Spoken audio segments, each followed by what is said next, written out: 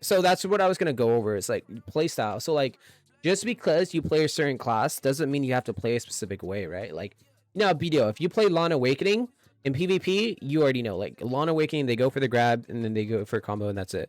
I mean, obviously they have some super armor and stuff, but you know, it's not like you can be like, oh, Lawn Awakening. Oh shit, they might be a ranged Lawn, or they might be a CC oriented Lawn, or maybe they're like a hybrid melee and ranged. Like you can't really do that. Well, in this game, you can. Like I have an assassin, but just because I have an assassin doesn't mean I'm a melee assassin. Like I could be a ranged assassin and still do a lot of damage. I can be an assassin that has a bunch of CC. I can be a melee specific assassin only. Like there's so many, like there's various different ways to build, and there's like 3 different like I guess you can say like skill tree type things that can affect the way that you play and your play style. Okay. So let me show you. So it's not tap target, right? It's all like skill shots, and some skills are like aim assist, like as long as you're in the general vicinity. That skill's actually a skill shot. But I was just kind of showing you. So like some projectiles are kind of just like locked on to, not locked on, but like whoever you're targeting. It's not tap target though. You actually have to move your cursor on the person. Okay. So you have 24 different skills, but you only have 9 to 10 hotbar slots. So just because you don't have a MMO mouse, you're okay. I have a shooter mouse. I have a Zowie EC2A. Like I've always had like a Zowie or G Pro wireless. Like I've always had like a FPS type mouse. So anyways, you're limited to only 9 to 10 skills on the hotbar. So that makes you have to decide how, like, you have to decide what kind of playstyle you want and what skills will fit that type of playstyle. But on top of that, you have your base skill, and you have 4 different skill variations that can change the way that that skill interacts with you or your opponents, right? So like this skill for right here, you know, or actually a good example would be this skill here.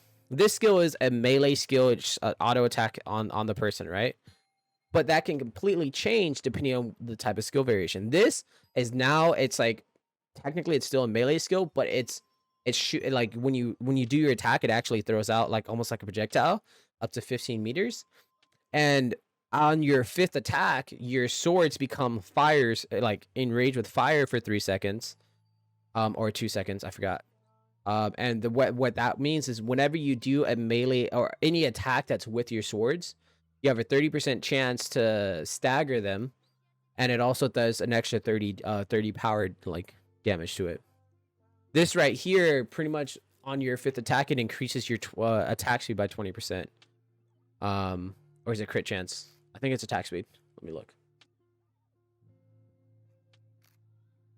Oh, sorry, no. No, this one, pretty much when you use the attack, you have 2 clones that will attack with you. Sorry. This is the one that you get increased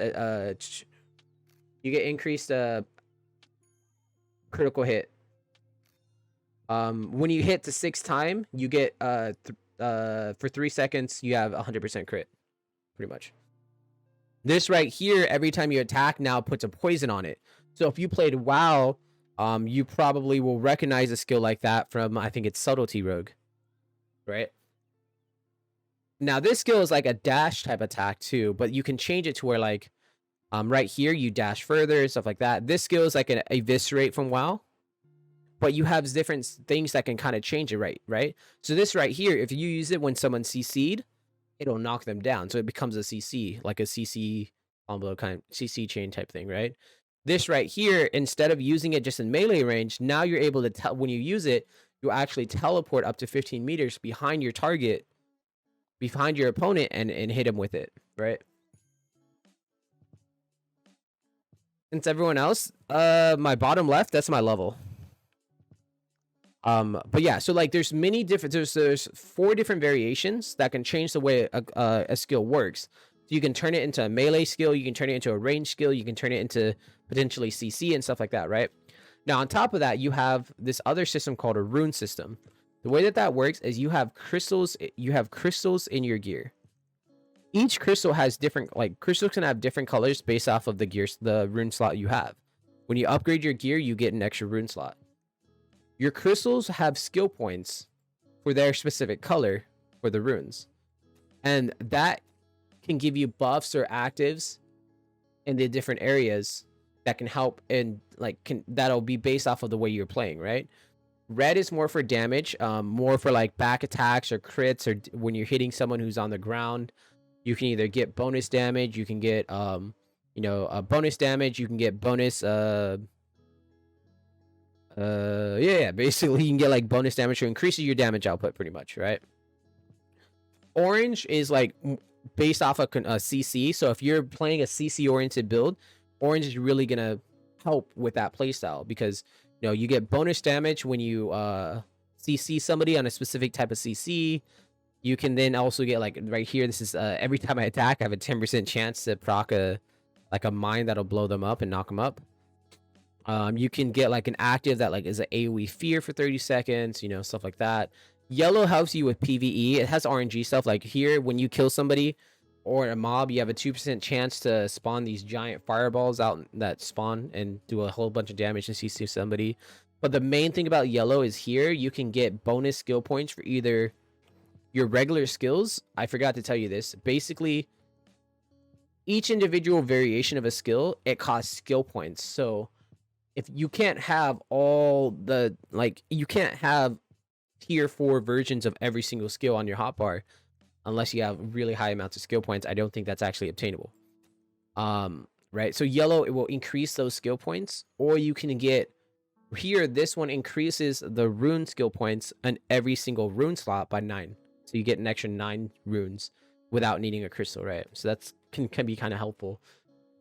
Green is like support, healing, buffs, and debuffs type stuff. You can, when I attack somebody, they receive 5% bonus damage from everybody within 10 seconds. I can do this where, like, when I do an attack, I can heal people, heal around me for my teammates, stuff like that. The really cool thing about the ultimate version for green is you can summon this giant tin man that does a lot of damage when you summon it, and CCs people, and he like will attack for you for 30, like for a little bit. It's really cool. I really like that. The blue is like protection, healing, like whenever you attack or whenever you get hit, it lowers the damage output and lowers your damage, like your damage taken. You can gain shields and stuff like that. The ultimate version here that's really popular right now is when your health reaches like 10%. When your health reaches like 10% or lower, you become invulnerable. So you won't die, and your damage output is increased by 50%, right? Purple is like give and take CDR, like you can do more damage, but you take more damage. You can have like a type of V, like from BDO, and it also does damage to players around you, but it takes some of your health and stuff like that. So that's another skill tree system that's in the game that kind of changes based off of the way you want to play your playstyle. And you have a Sephirot tree, which is a whole other system that gives you bonus passives and somewhat actives based off of the stuff that you want to go, right? Like the red side is really, it's pretty much all about damage and projectile type damage. So every class has some type of projectile. So if you're going to be playing range class, chances are you're going to be getting skill points, and you're going to be putting points into the red side. Blue is like, blue's very neutral. It's got like, it gives you more mana. So if you use stuff that's more mana based, a lot of people will take blue. Or it also increases your damage. It'll like increase your damage dealt on using mana skills. Pretty much you can, the mana skills that you use will cost 15% more mana, but they do 15% more damage. But then you can also take this here to where like you will actually it lowers your, it's actually like lowers your damage taken by 10%. But again, your mana has to be used. Your mana skills are using 15% more damage, right? And then you have stuff like this, that's as long as your mana is above 100, it'll reduce the damage taken by 10%. So like you can like kind of use this to kind of help you like be a little bit tankier and do a little bit more damage. But it's more like mostly just for mana, and also you can get skill points during this little passives as well. And then the yellow tree is more for melee-ish type players. When you do your dash, you can get stuff like such as lightning swords that do damage around you in a melee area. This right here, when you dash, you can leave like a little mine that will CC them. This pretty much it lowers your damage. It lowers your stamina cost when you dash. So you can do more dashes. Wait. So anyone can summon a giant companion in Elyon? What? Yeah. I just want Lost Ark to have WASD. I think it's hopeless. But yeah, anybody can actually summon that giant companion as long as you get it. But yeah, so like there's 3 different ways that can completely change the way your build is. So like there's a lot more freedom. And even for making money, there's many different ways to make money. You can set up you know, if you're the type of person that likes the arcade type grind of having doing dailies and stuff like that, you can technically set up multiple accounts. Like you can like Elyon's like only $10, right? So it's real cheap. You can buy like, you know, you can set up like 10 different alts, 10 different alt accounts and pretty much spam dungeons and dailies all day, and then just convert and then like send your money. The way you would send your money over to your main is through the marketplace, right? Selling something for like, put something super cheap, because the marketplace isn't regulated. So I can sell this right here for however much money I want. I can literally put it for 10 billion gold if I want to. Obviously no one in the right mind would buy that, but that's kind of a way you can transfer money between accounts. So if you have multiple different alt accounts, you can transfer money that way if you want to do that. Yeah, obviously that's not everyone does that. Like I hate doing dailies all day, so I'm not going to do that. You can do other stuff like grind for money. You can do PvP for money. That's actually what I'm about to do, is going to do some arenas. You have a battle pass that'll you make money from.